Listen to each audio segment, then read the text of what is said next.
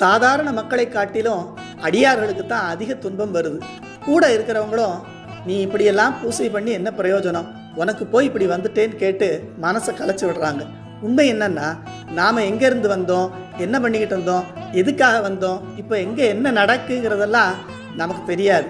உதாரணத்துக்கு, சாமிக்கு மிக அருகில் இருந்து தொண்டு செய்து வந்தவர் சுந்தரமூர்த்தி நாயனார். அவர் அடியார்களுடைய பெருமையை பாடவே இந்த உலகில் வந்து அவதரித்தார். ஆனால் எல்லாரையும் போல அவரும் திருமண பந்தத்தில் சேர இருந்தபோது சம்பந்தமே இல்லாமல் ஒருத்தர் வந்து நீ எனக்கு அடிமைன்னு சொல்லி திருமணத்தையும் நிறுத்தி கூட்டிகிட்டு போகிறாரேன்னு நினச்சி ரொம்ப வருத்தப்பட்டு அவர் மேலே கோவப்பட்டார்.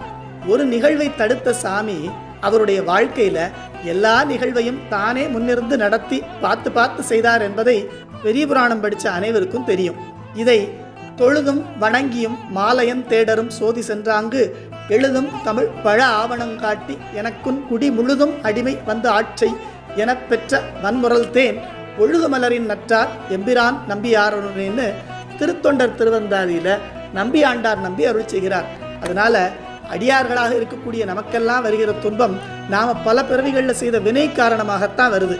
அப்படி துன்பமே வந்தாலும் அதை சாமி நம்ம கூடவே இருந்து சமாளித்து கழிக்கிறதோட நமக்கு எல்லா நலன்களையும் நாம் நினைச்சதை காட்டிலும் அதிகமாகவே செய்வார். இவ்வளவு பூசை ஜபம்லாம் பண்ணி எனக்கு போய் இப்படி கஷ்டம் வந்துட்டேன்னு யாரும் கலங்கி கஷ்டப்பட வேண்டாம்.